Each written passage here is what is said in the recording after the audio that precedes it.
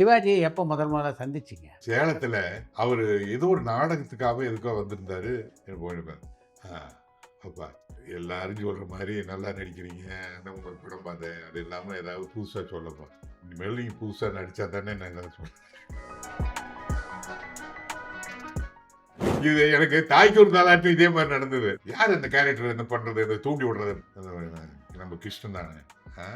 கூப்பிடு. உங்களுக்கு எல்லாருக்குமே எல்லாரும் பேருக்கும் டிஃபரெண்டா தானே. பிரபுவே பிரபுன்னு கூப்பிட ஆமா, மாட்டாங்க. பிரபன்வாரு. எம்ஜிஆருக்கு அவர் வச்சிருந்த பேரு ஒன்றும் இல்லை. விகேஆர் ஒருத்தர் சொன்னார், சாப்பிட்றதுக்கு பாரிஸ் கார்னர்ல சாப்பிட போவாங்களாம். 2 பேரும் போயிருக்காங்க. அப்புறம் இன்னொன்று, என்எஸ்கே ஜெயிலுக்கு போயிட்டு வந்ததுக்கு அப்புறம் ஏதோ ஒரு படத்தில் நடிச்சிருக்காங்க. இவர் அந்த நேரத்தில் பயங்கர பிஸி, லேட்டாக வந்திருக்காரு. அவர் சொன்னார், என்எஸ்கே, ஏய் நமக்கு இன்னைக்கு சினிமா தேவை. சொல்லியாச்சு சொல்லியாச்சு இதெல்லாம் சொல்லியாச்சு. அப்ப என்னதான் மேம் சொல்றது? இதுக்கு மேல நம்ம ஒண்ணும் சொல்ல வேணாம். நம்ம ஆளுங்க தானே நம்மள இவ்ளோ தூரம் சப்போர்ட் பண்ணி கூட்டிட்டு வந்தாங்க. அவங்களுக்கு தெரியாதா அவங்களோட பெஸ்ட் ஹாலிடேஸ் நம்ம கூட தான்? கரெக்ட் தானே? GT Holidays, South India's #1 travel brand.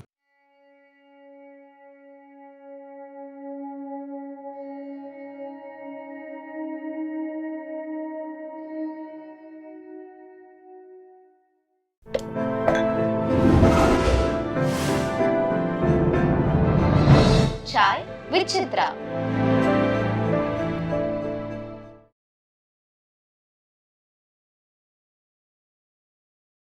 ஒரு ரைட்டரா பார்த்தீங்கன்னா, நீங்க அதிகமாக பணியாற்றியதுன்னா சிவாஜி படம் தான். ஆமாம்.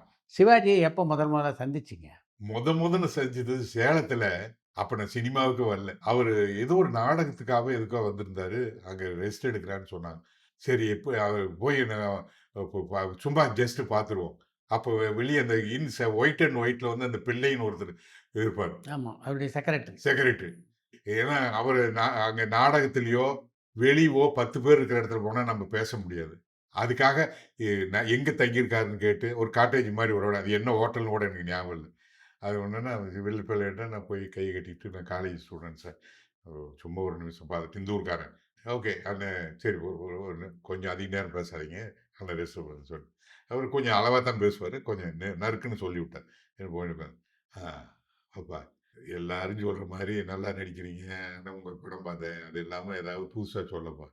இனிமேல் நீங்க புதுசா நடிச்சா தானே நான் ஏதாவது சொல்றேன். எப்படி பார்த்தாரு. இது எனக்கு தாய்க்கு ஒரு தாலாட்டு இதே மாதிரி நடந்தது. இதை ஒரு கம்பேரிசன் சொல்றேன். தாய்க்கு ஒரு தாலாட்டுல நீ நடிச்ச போது நடிச்சப்போ அதுக்கு வசனமும் நான் தான். ஆமா தெரியும். பாலச்சந்திர மேனன் டைரக்டர். பாலச்சந்திர மேனன் பண்ணது மலையாள படம்.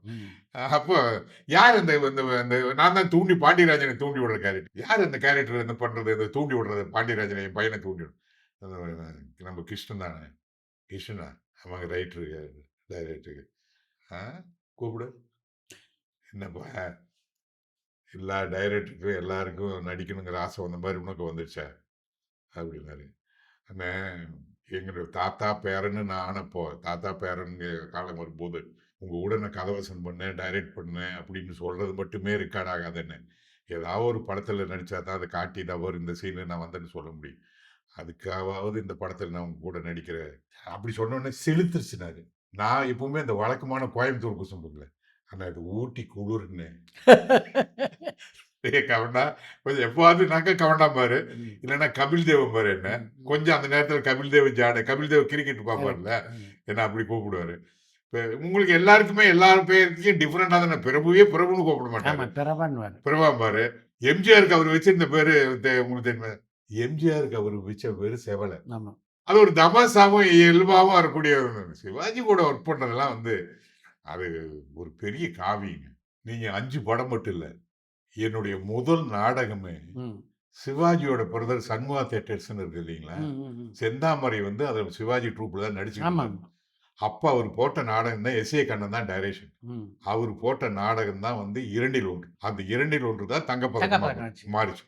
அதுக்கு அடுத்த நாடகம் தான் இந்த தூரத்து பச்சு. அதே சிவாஜி ட்ரூப்ல இருக்கிற எல்லா நடிகர்கள், Shanmuga theatres, S A Kannan direction.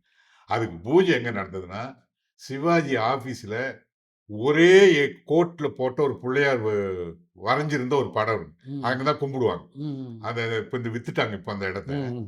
அந்த இடம் ஆமா. என்ன ரோடு இது? Besant road. இந்த டிகேஎஸ் ரோடு ஆ குறுக்க. TK sir. அங்க அங்க வந்து ஒரே கோட்ல ஆரம்பிச்சு ஒரு பிள்ளையார் படம் வரைஞ்சிருக்கும்.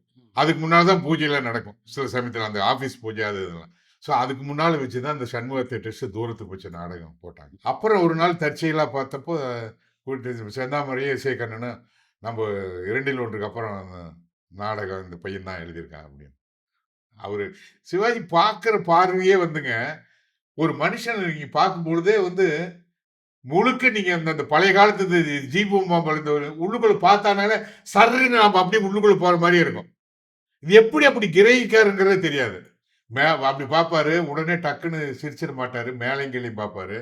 கல்தூனப்போ ஷூட்டிங் போகும்போது ஒரு ஃபாரின்ல இருந்து ஷூட்டிங் போறமேன்னு சொல்லிட்டு ஒரு நண்பர் வந்திருந்தாரு. ஒரு ட்ரெஸ் கொடுத்துருந்தாரு, ஜீன்ஸ் சட்டை மாதிரி, ஒரு வித்தியாசமா டிஷர்ட் இல்லாம ஏதோ ஒன்று, அதை நான் போட்டுட்டு போயிருந்தேன். அதை அப்படி பார்த்தாரு. எங்க வாங்கினேன்? அண்ணே சிங்கப்பூர்லேருந்து ஒருத்தர் வந்தாரு. அவரு இந்த மாதிரி ஷூட்டிங் இதெல்லாம் நான் உங்க கூடலாம் சம்மந்தப்பட்டோன்னா ஒரு ஒரு ட்ரெஸ் இதை கிஃப்டாக கொடுத்துட்டு போனேன். எனக்கு பிரபு ராம்குமார்னு 2 பசங்க இருக்காங்க தெரியுமா? ஆமாண்ணே. சிங்கப்பூர்காரங்க அடுத்து வரும்போது ம். கேட்டு வாங்கிட்டு வந்தேன். அதை வந்து அவரு அதை வாங்கணுங்கிறது இல்லைல்ல, காமெடி. ஒரு காமெடி.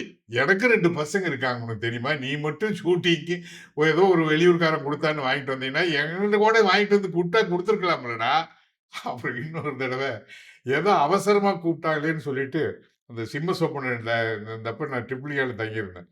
அவர் மேல் ரூமில் இருந்தார். ஏதோ கதை சொல்கிறதுக்கோ சீன் சொல்கிறதுக்கோ அடுத்த நாளுக்கு எதுக்கோ போகிறதுக்கு அவசரமாக சொன்னோடனே இருக்கிறது என் ஒய்ஃப் ஊரில் இல்லை, இருக்கிற ஏதோ ஒரு சட்டை தூக்கி போட்டுட்டு போனேன். அது உள்ளுக்குள்ளே நல்ல கசங்கி இருந்தது. உங்கள் வீட்டில் பானையெல்லாம் இருக்குதா? பானை இல்லையேண்ணே. இல்லை இந்த சட்டையை அதில் போட்டிருந்து அதிலிருந்து அமுக்கி வச்சிருந்து எடுத்து போட்டுட்டு வந்தியோன்னு நினைச்சேன். அவ்வளோ கசக்க சுருக்கத்தோட இருந்ததுங்க. ஒரு அயர்ன் பண்ணி கூட போட்டு அதை அவசரத்தில் நான் போட்டுட்டு வந்துட்டேன். ஸோ எதுக்கு நான் ஷார்ப்பா கவனிக்கிறது இல்லை.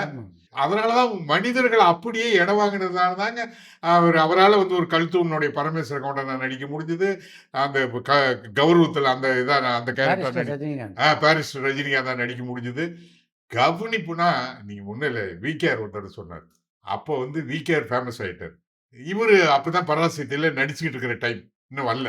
அப்போ பெரும்பகுதி வந்து சாப்பிட்றதுக்கு பாரிஸ் கார்னர்ல அங்க ஒரு இங்க ரத்னா கேப் மாதிரி ஏதோ ஒரு அங்கே ஒரு ஹோட்டல் இருந்திருக்குது, அங்கே தான் போவாங்க போட்டு, அங்கே தான் சாப்பிட போவாங்களாம். மசால் தோசையெல்லாம் அங்கே தான் சூப்பராக இருக்கும். 2 பேரும் போயிருக்காங்க. இவர் ஆல்ரெடி படங்கள்ல நடிச்சிட்டாரு. யார்? விகேஆர். சிவாஜி சார் அப்பதான் நடிச்சிட்டு இருக்காரு. காசு போட காட்ட அவர் தான். அப்போ கல்லாவில் ஒரு பில்லு கட்டிக்கிட்டு வந்திருக்காரு.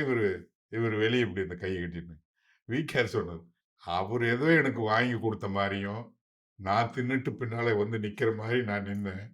அவர் ஃபேமஸ் ஆகிறதுக்கு முன்னாடியே அந்த சிவாஜிங்கிற கெத்தோட தான் நிற்பாரு. கம்பீரம் அது நிற்பாரு. நான் அப்பெல்லாம் வந்து சிவாஜின்னு பேர் சொல்லி கூப்பிட்டுட்டு இருந்தேன். அப்புறம் நான் வந்து மாத்திக்கிட்டேன் அப்படின்னு கூட சொன்னேன். சிவாஜி கிட்ட வந்துங்க அந்த கம்பீரம், அது பார்ன் வித் சில்வர் ஸ்பூன் இல்லைங்கிற சொல்றது பணக்கார பசங்களுக்கு சொல்லுவாங்க. பார்ன் வித் கேரக்டர் அப்படின்னா அவர் தான். வாழ்நாள் முழுக்க அவர் வந்து அந்த அந்த அந்த கம்பீரமும் அது இது சும்மா ஒருத்தருக்கு வந்துடாதுங்க. அது எப்படி அவருக்கு வந்து இத்தனைக்கும் அவர் வந்து தன்னை வந்து ஜமீன்தார் குடும்பம் மாதிரி கூட அந்த கட்டுக்கிட்டெல்லாம் ஒரு மாலையெல்லாம் அப்படித்தான் கட்டியிருக்கணும் உள்ளுக்குள்ள நீங்க வச்சுக்கிறதெல்லாம். அவர் ஒரு சாதாரண மிடில் கிளாஸ் குடும்பம். ஆனா அந்த லுக்கும் அந்த தோரணையும் அதுக்கு நிகர் அவருக்கு நிகர் யாரும் இல்லை. அப்புறம் இன்னொன்னு அவர் ஒரு ஸ்டேஜுக்கு அப்புறங்க அவர் என்ன நடிக்கிறாரோ அதுதான் வீட்லயும் ஆகிப்போச்சு. அப்படி இப்போ அந்த அந்த ஒய்ஃபை கூப்பிடுறது, பசங்களை கூப்பிடுறது, அவர் உள்ளுக்குள்ளேயே ஊறி போச்சு. நான் வேணும்னு நடிக்கல, வந்தவங்களை ரிசீவ் பண்றதாகட்டும், பேசுறது முழுக்க அந்த பக்கம் என்னவா அங்க என்ன இருக்குதோ அங்க ஒரு கேமரா இருக்கிற மாதிரியே இருக்கும் அவர் கூட பேசும்போதெல்லாம். அவரை டைரக்ட் பண்ணது எப்படி இருந்தது? உண்மையிலேயே நான் சின்ன வயசு தான், அப்போ 35 தான் இருக்கும். ஏன்னா பாரதி ராஜாலாம் அதுக்கப்புறம் தானே பண்ணாரு. நான் சிம்ம சொப்பனம் பண்ணும்போது நான் தான் மாதவன், திருலோகச்சந்திரன் அந்த ரேஞ்சில் தானே போயிட்டு இருந்தது. எனக்கு அது காரணம் வந்து கல்தூனோட வெற்றி தான் காரணம். அருப்புக்கோட்டை கருப்புசாமிக்கு கூட வந்து அவர்கிட்ட பர்மிஷன் வாங்கிட்டு தான் வந்து இந்த பையனை போடலாங்களான்னு கேட்டுட்டு தான் அவன் பண்ணாரு. சரி, நல்ல கதவசனம் பண்றான், நல்ல கேமராமேனை வச்சுக்கோங்க, ரோசா புரோக்கர் எல்லாம் பணம் விட்டு தான் கொடுத்துருக்கான் அப்படின்னு சொல்லிட்டு அந்த வாய்ப்பு பெருந்தன்மையா வயசு சின்னதாக இருந்தா கூட கொஞ்சம் யோசிச்சு தான் கொடுத்துருப்பான்னு நினைக்கிறேன். எப்படி ஏன்னா நான் அதுக்கு முந்தி ஒரு பெரிய அளவுக்கு நான் டைரக்டரா பெரிய ஹிட் கொடுக்கல, கரெக்ட். கதாசிரியர் தானே ஹிட் கொடுத்துருக்கேன். டைரக்டரா பெரிய ஹிட் ஆகல. இன்னும் சொல்ல போனா வந்து கண்ணோடு கண்ணு எனக்கு பெருசா கூட போகல. அதுக்கப்புறம் நீங்க அந்த கண்ணோடு கண்ணுக்கு அடுத்த படமே சிவாஜி, பிரபு, விகேஆர், மனோரமா ஏகப்பட்ட ஆர்டிஸ்ட் டைரக்ட் பண்ற அளவுக்கு இவனுக்கு பக்குவம் இருக்கவன பார்த்தா ஒன்லி இந்த நாடகம் தான். படங்களோட வெற்றி இருந்தாலும் கூட அவரும் நாடகக்காரன், ஒரு நல்ல கதாவசனம் பண்றான், ஒன்றும் தப்பு இல்லை, நல்ல டெக்னீஷியன்ஸ் கூட இருந்தா போதும் அப்படின்னு நினைச்சு அவர் அங்கீகாரம் பண்ணது பெரிய விஷயம் தானே. ஏன்னா இப்ப என்ன வச்சு மார்க்கெட் ஆக போறது இல்லை. அழகா அந்த பையன் என்ன டிஸ்ட்ரிபியூட்டர் சொல்லும் போது அந்த படம் கல்தூன் கொடுத்தாலும் சரி ஓகே, அப்ப நல்லா கதாவசனம் பண்ணியிருப்பாரு, சிவாஜி நல்லா நடிச்சு கொடுப்பாரு. இன்னும் சொல்ல போனா அருப்புக்கோட்டை கருப்புசாமி 5 படம் எடுத்தாருங்க. ஏவிஎம் செட்டியார் கூட வரிசையா 5 படம் ஜெயிச்சிருக்க மாட்டாருங்க. ஒரு படம் அவர் எடுத்தது எல்லாம் ஒரு பாமரத்தனமான ஒரு ஆளு 5 படம் வாழ்ந்து காட்டுகிறேன். வாழ்வின் பக்கம், ரிஷிமூலம், கல்தூன், சிம்மசொப்பனம். அவங்க பசங்க கருப்பு அந்த பையன் வந்து சன்னாசின்னா இன்னொரு பையன் சங்கரலிங்கம், இவங்க 2 பேரும் எடுத்தது எல்லா படமும் தோல்வி. இவங்க மாஸ்டர் டிகிரி வாங்கினவங்க எல்லாருமே. இவர் எதுவுமே படிப்பறிவு இல்லாதவர். என்னை கூட்டிட்டு போயிட்டாருங்க அருப்புக்கோட்டையில 2 மாசம் உட்காந்து சீன் பை சீன் படிச்சு காட்டி தானுங்க நான் வந்து சிம்ம சொப்பனத்தையே அப்ரூவல் பண்ணேன். நான் இப்போ அங்கே அருப்புக்கோட்டையிலேயே அவர் ஃபேக்ட்ரியிலேயே உட்காந்து ஒரு நமக்கு ஒரு ரூம் ஒதுக்கி அங்கே உட்காந்து எழுதிட்டு தான் நாங்கள் வந்தது. அது எல்லாத்துலேயும் கேள்வி தான் அவர் அருப்புக்கோட்டை கருப்புசாமி. இது வருமா? அந்த ஒரு பாமரத்தனமா இருக்கிறவன் சரியான ரூட்டுக்கு கொண்டு போய் நீங்க பாரிஸில் விட்டா கூட ரூட் கண்டுபிடிச்சு வந்துருவானா. நம்ம இந்த இங்கிலீஷ் படிச்சவங்களால கூட வர முடியாது. 1க்கு 10 விட கேட்பான் அவன். இவன் சொன்னது சரியா இருக்குமா, நம்மளை ஏமாத்தி விட்டானோன்னு இன்னொருத்தர் கேட்பான். அந்த தெருவுக்கு அப்படித்தான் போகணுமா அப்படின்னு கேட்பான் இல்லைங்க. நம்ம என்ன நினைப்போம், காரை நிறுத்திட்டு எங்கேயும் போனோம், ரைட்டு லெஃப்ட்னு சரி ஓகேன்னு போயிட்டு 4 தடவை திருப்புவோம். பாமர் அப்படி திரும்பான். அங்க ஒரு ஆள் இருந்தா இங்கதானே கேட்டமே நினைக்க மாட்டான், அவர்கிட்டையும் கேட்பான். ஸோ அந்த மாதிரி ஒரு பாமரத்தனமான ஆளு கேள்வி அவர் எல்லாமே வந்து பெரிய பெரிய ஆளா தான் வேணும்னு நினைச்சேன். சிவாஜி, கண்ணதாசன் உயிரோடு இருக்கிற வரைக்கும் கண்ணதாசன் தான் பாட்டு எழுதுன்னு சொல்லுவோம். எல்லாமே பெரிய பெரிய ஆளாக என்னையே சொன்னாரு. எல்லாம் ஒரு டைரக்டர் ஆகணும்னா ஒரு 5-6 வருஷம் எடிட்டிங்ல இருக்கணும் தம்பி. அந்த நாலேஜ்லாம் இருந்து வந்தா தான் ஒரு கிருஷ்ணபஞ்சனா அவர் கூட ஒர்க் பண்ணுவார்ல, அவரால் எடிட்டர் கம் டைரக்டர்ல. ஸோ அப்படி ஆளா வேணும்னு நினைப்பாருங்க. அவர் நாடகத்தை பார்த்துட்டு தானே எல்லாமே இந்த நாடகம் தான் காப்பாத்தினத. ஓ, இவ்வளவு தூரத்துக்கு கைதட்டு வாங்குற அளவுக்கு வசனம் எழுதுறான்னா அப்ப இவங்ககிட்ட திறமை இருக்குன்னு சொல்லிட்டாங்க. என்ன பேச்சு கதை சொல்லியோ மயக்க நம்ம வந்து நம்ம டிஎன் பாலு கதை சொல்ற மாதிரியோ நம்ம சீமான் கதை சொல்ற மாதிரியோ அவங்கெல்லாம் வந்து கதை சொல்லியே அசைத்திருவாங்கன்னு உங்களுக்கு தெரியும் இல்லையா. இன்னொருத்தர் சோமுன்னு கூட ஒருத்தர் இருந்தாரு, உயிர்னு ஒரு படம், அவரெல்லாம் அப்படி அள வச்சிருவாருமாங்க, பிஆர் சோமுவா. ஸோ நம்மளாம் என்னடா நம்ம இப்படிலாம் கதை சொல்ல முடியுமான்னு நினைப்போம். துரையூர் மூர்த்தின்னு ஒருத்தர் சொன்னார், அவரு படம் எப்படி இருக்குன்னு கேட்டாங்களா. டைரக்டர், என் கதையை நீ முடிஞ்ச வரைக்கும் எவ்வளோ குத்தணுமோ குத்துனேன், நடித்தவங்க நீங்கள் குத்துனீங்க, ப்ரொடியூசர் ஆளாளுக்கு கத்தி போட்டு குத்துனீங்க, ஆனாலும் அந்த படம் ஜெயிச்சதுன்னா என் கதையில் இருக்கிற ஜீவனை உங்களால் கொல்ல முடியலடா. எவ்வளோ தத்துவம் பார்த்தீங்களா. கதைக்கு ஜீவன் இருந்தா அதை நீங்கள் இப்படி எடுத்துக்க வேண்டிய, அது கதையில ஜீவன் இருந்தா நீ என்ன சுமாரா எடுத்தாலும் அது ஓடி இருக்கிறதுக்காக சொல்றது. அதை நீ கெடுத்தாலும் கூட கெடுக்க முடியாது. ஸோ அந்த மாதிரி தான் நான்லாம் ஒரு பெரிய பாரதிராஜாலாம் நான் பார்த்து இன்னைக்கு வரைக்கும் மிரண்டது. அவர் அளவுக்குலாம் ஷார்ட்ஸ் நான் டைரக்ட் பண்ண படங்கள்லாம் கூட என்னாலலாம் அப்படி வைக்கிறது. நான் வசனம் சொல்றதுலையும் கதை சொல்றதுலையும் சீனு புதுசா இருக்கணுங்கிறதுலையும் எடுத்துக்கிட்ட கான்சென்ட்ரேஷனு, அந்த கேமரா நான் என்ன நினைச்சுக்குவேன் எப்பவுமே, அந்த மூஞ்சி அந்த வசனம் இப்படி வச்சா என்ன, இப்படி வச்சா என்ன, இப்படி வச்சா என்ன, எப்படி இருந்தாலும் அந்த வாயிலத்தை தானே வசனத்தை சொல்ல போறோம். நல்ல வசனமா இருந்தா பின்னால் பின்தலையிலேருந்து சொன்னா கூட எடுபட்டுரும். அப்படிங்கிற புத்தி வரக்கூடாது. எனக்கு அது புத்தி எப்பவுமே உண்டு. கதாசிரியர் ஜெயிச்ச அளவுக்கு என்ன டைரக்டர் எனக்கு உள்ள பாயில. அது எனக்கு பாரதி ராஜாலாம் வந்து ஆங்கிள்ஸ்லையும் பியூட்டிலையும் அந்த ட்ராலிலையும் அவங்களாம் அசத்துவாங்க. நான் என்ன சொல்லுவேன், ஒரு ஃபேமிலி ஸ்டோரிக்கு அது தேவையில்லை. ஒரு டெக்னிக்கலான படம், ஒரு பேய் படம், நீங்க அங்க வந்து ஆங்கிள் ரொம்ப முக்கியம். ஒரு ஹாரர் ஃபிலிம் ஏங்க, உணர்ச்சிகரமான ஃபிலிம்களுக்கு நீ அகிரா குருஷாவை நீங்க படங்கள் பார்த்தீங்கன்னா ஆங்கிள்ஸா வச்சாரு. இன்னும் better. இந்த லாங்கஸ்ட் கேமரா வந்து ஒரே இடத்துல வச்சு ஆமா. அவர் எடுத்தவர். ஹிச்காக் ஒரே இதுல பண்ணாரு. ஸோ அப்ப என்ன அர்த்தம்? அதனோட கதை தான், அதனோட வசனம் தான், அதோட ஆர்டிஸ்டோட மூவ்மெண்ட்ஸ் தான். ஸோ நல்ல கதைகளுக்கு நல்ல இதுக்கு வந்து ஆங்கிள்ஸுங்கிறது தேவைதான். அது அந்த மாதிரி சப்ஜெக்ட்டுக்கு தேவை. இப்போ லைட்டிங்கு மற்றதெல்லாம் வந்து ஹாரர் ஃபிலிம்னா கட்டாயம் தேவை.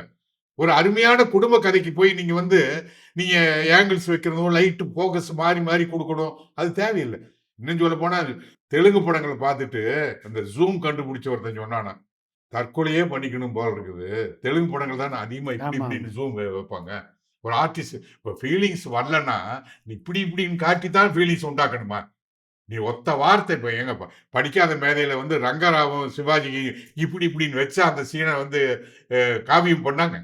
அப்படி அப்படி ஸ்டெடியா வச்சாலே போதாதுங்களா? Correct. ரங்கராவனுடைய அந்த அசைவும் சிவாஜியோட அந்த அசைவும் அந்த இது நான் போயிட்டு வரேன்னு சொல்றதும் இது நீங்க யோசிச்சு பாருங்க.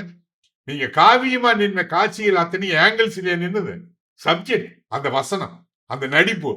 ஸோ அப்படித்தான் நான் நினைச்சுவேன். பட் இருந்தாலும் அதுல கான்சன்ட்ரேட் பெருசா நான் பண்ணலையேங்கிறதுக்காக எனக்கு வருத்தம் இல்லை. நம்ம எடுத்துக்கிட்டதுனால சப்ஜெக்ட் அப்படித்தானே, அதுக்கு இது போதுன்னு நான் நினைக்கிறேன் மேடம். ஒரு டைரக்டரா உங்களை எப்படி பார்த்தார் சிவாஜி? அதுல வந்து எப்பவுமே அடுத்தவனை மட்டம் தட்டுறதெல்லாம் வந்துங்க கிண்டல் பண்ணி என்ன என்னமோ தெரியல. நான் 5 படம் ஒர்க் பண்ண தவிர சத்தியமா என்ன ஒரு வார்த்தை கூட சொல்லலை. நான் இத்தனைக்கும் ஒரு பெரிய எக்ஸ்பர்ட் டைரக்டர் கூட இல்லை. ஆனா ஒரு நாள் கூட என்னடா சீன் எடுக்க என்னே ஒண்ணு மட்டும் அந்த மேக்கப் போடுறப்ப நான் வந்து வசனத்தை எழுதிட்டு போவேன் நான். வாங்கி வாங்கி இப்படி எடை போடுவாரு. அடிச்சு பார்த்துட்டு உங்களுக்கு தான் தெரியும் அவர் எப்படி இப்படி போட்டு என்ன பாரு அவன் ஒரு ஆர்வத்துல உங்கள்கிட்ட நீங்க இருக்கிற சீன்னாலே எங்களை அறியாம வசனம் வந்துடுது. நீ இது வேணா அடினா அடிச்சுட்டு போறேன். இருந்தாலும் எனக்கு தோணுது நான் உங்ககிட்ட கொண்டாந்து விடுது. சரின்னு சொல்லிட்டு படிப்பார். படிச்சுட்டு அப்புறம் இன்னொன்று அண்ணனுக்கெல்லாம் வயசாகி போச்சு. மத்தியானம் ஒரு சாப்பிட்டு முடிஞ்சோடனே ஒரு ஒரு சீன் மட்டும் எடுத்துட்டு நான் அனுப்பிச்சிடுறேன். டைரக்ஷன் பண்ணிடுறேன் போக சொன்னார். டைரக்ஷன் பண்ண அதுக்கு என்னென்ன பண்ணிவிடும் படிச்சு காட்டணும்னு இன்னும் இதை சேரு இதில் அதை சொல்லு அதில் அந்த சீனில் சொல்ல கேட்டதுக்கு போடு. கிட்டத்தட்ட நான் 5 பக்கத்தோடு போனேன்னா 7-8 பக்கம் கூட ஆகிரும். அவர் இதை சொல்லி சேர்த்துடுவார். நல்ல சீனாக இருந்தான் இந்த இடத்துல அது வரணும்டா. எப்படி அந்த ஒரே கல் அடித்து தூணுன்னு சொல்லிட்டு சொல்லி அந்த டைலாக் சேர்க்க சொன்னாரா அப்படி சேர்த்துட்டு 5 மணி 6 மணி ஆனால் கூட இருந்து முடிச்சு கொடுத்துட்டு போவார். ஒரு நல்ல கலைஞனுக்கு தீனி மட்டும் சரியான கொடுத்தா நேரங்காலமே கிடையாது. தினைக்கும் அவருக்கு உண்மையிலேயே உடம்பு முடியாம தான் உடனே கொஞ்சம் அசதி டயர்டா இருக்கும் போய் சீக்கிரம் வீட்டில் எடுத்துக்கலான்னு. இப்போ 6 மணியே 4 மணிக்கே நடிகர்களுக்கு வந்து குப்புன்னு ஒரு மாதிரி ஆயிடுது. சரி 5 மணிக்குலேருந்து டைம் பார்த்துருவாங்க. அசிஸ்டன்ட் விட்டு காதை கடிக்க சொல்லிடுவாங்க. அண்ணன் போயிடுவாருன்னு சொல்லுவாங்க. நடிகைகள் சொல்லுவாங்க. அவரெல்லாம் அப்படி இல்லை. நல்ல சீனுனா நல்ல காட்சியாக இருந்ததுன்னா இருந்து அதை எப்படி டெவலப் பண்ணுறதுன்னு சொல்லுவேன். எனக்கு ஒன்றும் இல்லை. இந்த தாய்க்கு ஒரு தலாட்லேயே அந்த நான் அவர் கூட சேலஞ்சு பண்ணுற மாதிரி ஒரு சீன் வரும். வெறும் லேபராக மட்டும் இருந்தால் போதாதுடா, உனக்கு மட்டும் ஒரு டிஃப்ரெண்ட் வேணும் இந்த கேரக்டர் அப்படின்னு கரிசி பொண்ணு கொண்டாட சொல்லி கரிசி படுத்து கழுத்தில் இப்படி கட்டு. தொழிலாளி தான். அதில் ஒரு சின்ன ஒரு திமிர்த்தனமும் ஒரு ஒரு கர்வத்தோடு இருக்கணும் நீ அப்படின்னு சொல்லி எனக்கு கட்டி விட்டு அப்புறம் முடிஞ்ச உடனே அப்புறம் அந்த சீன் நான் சொன்ன மாதிரி பண்ணியான்னு அதிகமாக யாருக்கும் சொல்லிக் கொள்ள மாட்டார். சிவகுமார் அண்ணன் பற்றி கூட அந்த குற்றச்சாட்டு உண்டு. சிவகுமார் கொஞ்சம் ஆர்வத்தில் சீன் கெட்டு போயக்கூடாங்கிறதுக்காக அவர் கெடுக்கணும்னு சொல்ல மாட்டார். தான் புத்திசாலின்னு காட்டுறதுக்காக சொல்லி தர மாட்டார்.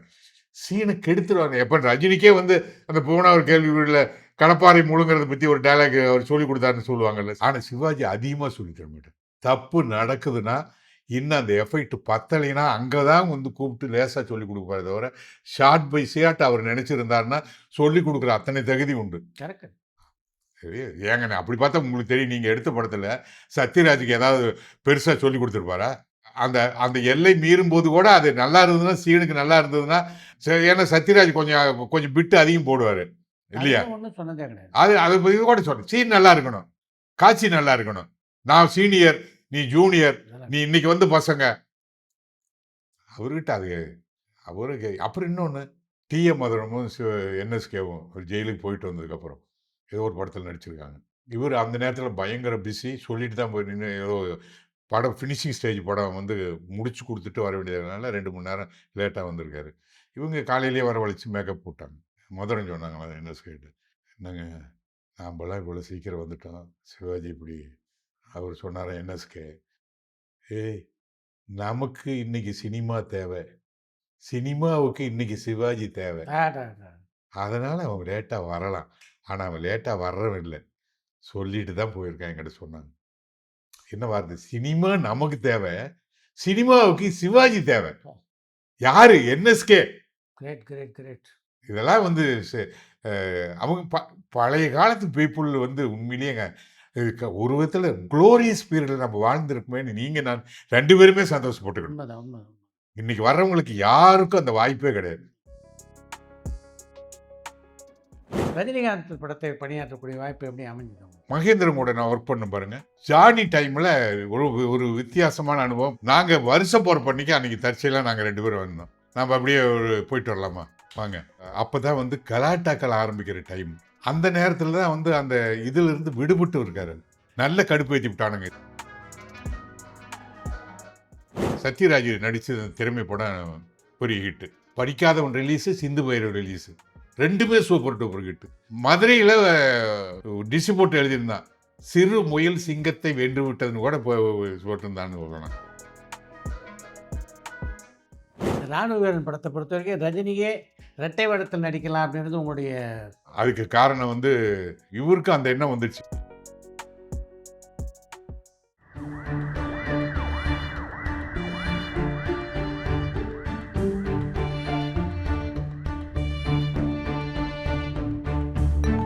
பரபரப்பான சினிமா செய்திகள், நட்சத்திரங்களின் பேட்டிகள், சினிமா வரலாறு ஆகியவற்றை பார்க்கவும் படிக்கவும் உங்களுக்கான இணையதளம் touringtalkies.co.